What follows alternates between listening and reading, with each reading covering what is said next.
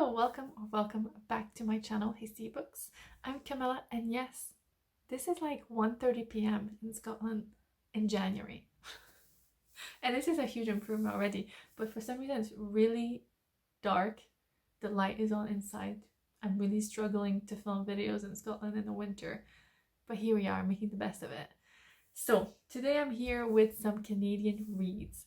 Last year participated in Read Across Canada challenge hosted by Jolene from Bookworm Adventure Girl, and it was really cool. Last year was the first year I used to immerse myself in it. I didn't manage all the provinces because I couldn't get my hands on some of the books, and also I did read 25 to 30 books. I forgot the number and I didn't check it again, but yeah, I read loads. This year I don't plan on reading quite as much because I have other things I want to do, but I still wanted to pick 12 books that I wanted to read this year, so technically one for each month, but you know, we see how things go. And those are just 12 that I've listed. I started the year at my parents' house in Canada, so I actually started the year by reading a couple of shorter books from Canada already. I read M by Kim Thuy, which I think is my favorite one by her. It was so good. And I also read L'Érable et la Perdrix, which is a book about the food culture and food history of the territory that is now Quebec. And yeah, that was really good. That was a big chunky book, but full of gorgeous images of food and landscapes around Quebec. So really cool. So that's why I started it as well. And I wrote this list of 12 books at the end of December. So actually, 2 of these books I'm sort of finished / about to finish. So yeah, the list is underway, but I didn't want to change it because I was quite happy with this list of books that I wanted to highlight as well, which is why these lists are always kind of interesting to do. So I did 4 little sort of categories. I started with my white women. I have Asian authors from Indigenous backgrounds, and Black Canadians as well. So yeah, I'm very excited. I wanted the list to be diverse, and I also have queer authors throughout, so I wanted it to be, you know, well listed. I didn't have enough authors to create a third, like it's 3-3-3-3. I could have done 15 Canadian books and I had 3 by Latin Canadian authors, but I couldn't really find that many.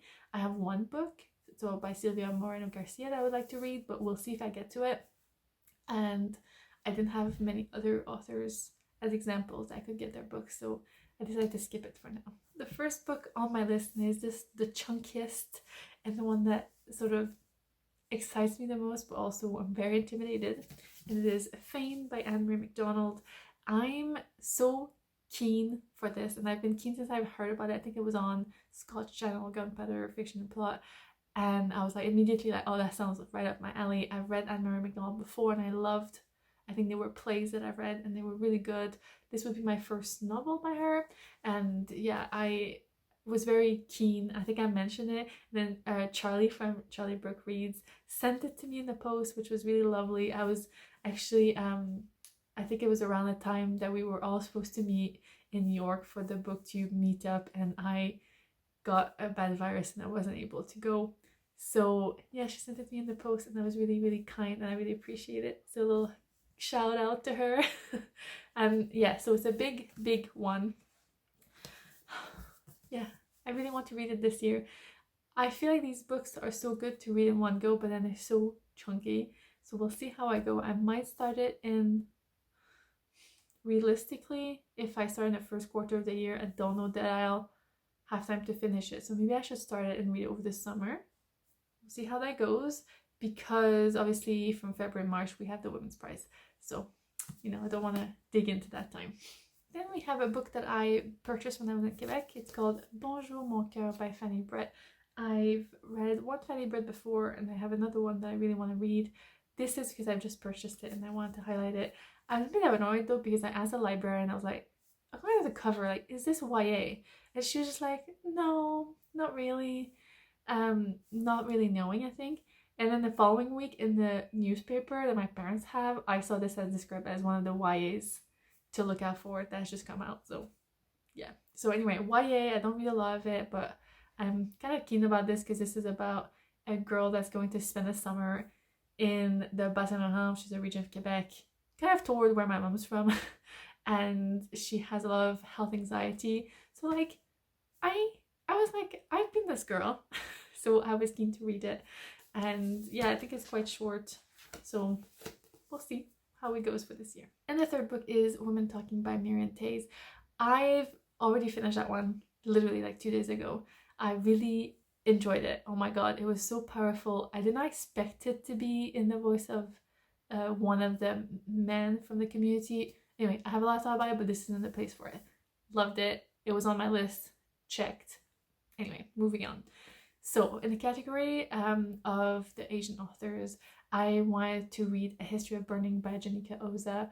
A friend of mine recently read it and she absolutely loved it. And she thought it was really tough, but like very real and very important to discuss. So it has been sort of lurking in my TBR and in my lists on my library apps.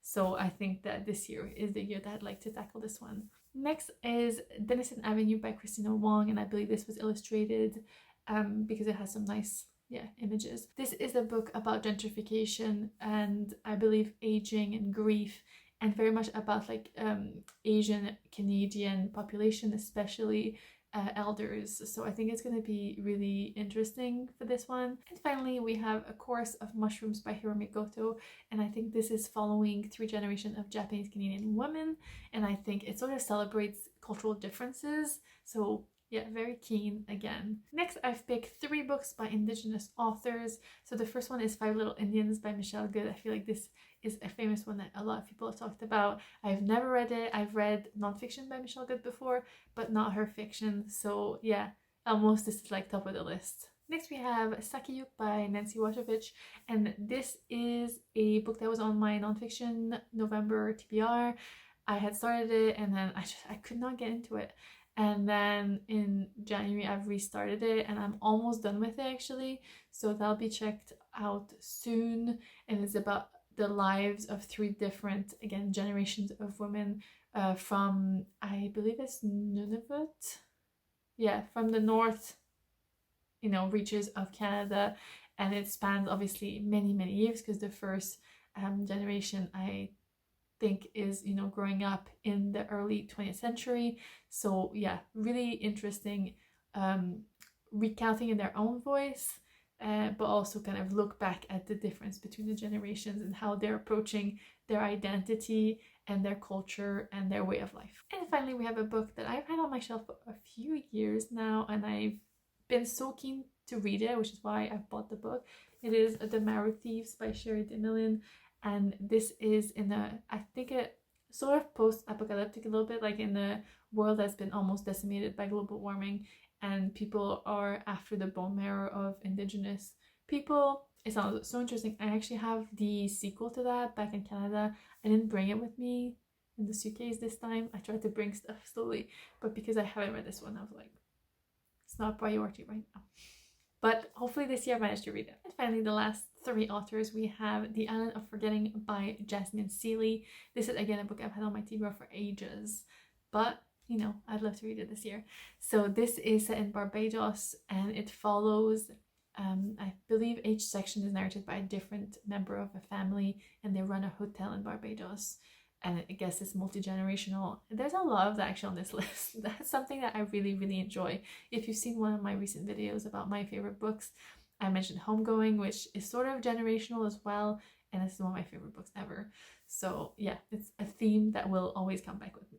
Then we have The Sleeping Colporteur by Suzette Mayr, and this is, again, since I've heard about this book, I've wanted to read it. It's been really difficult to get in the UK.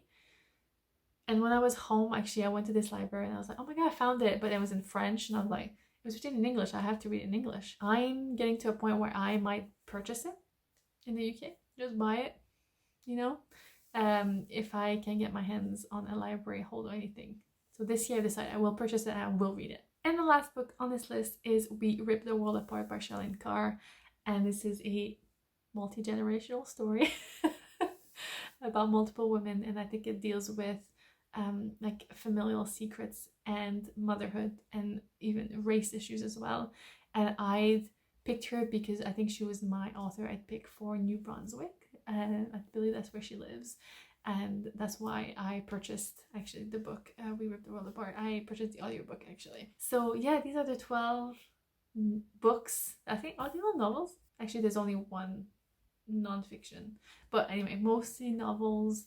I'm really excited. Let me know if you're reading, you know, across Canada this year and like what your books that are you're really keen to read are. If you have any suggestions as well, you know the vibe now that I'm after, multi-generational, and I just love like diverse voices, even if it's not based in Canada, like if it's Canada adjacent or by an author that has multiple cultural, you know, belongings. Like that's all of my vibes. So yeah, let me know what you think, what your plans are, and as always, thank you for watching and hey, see you back.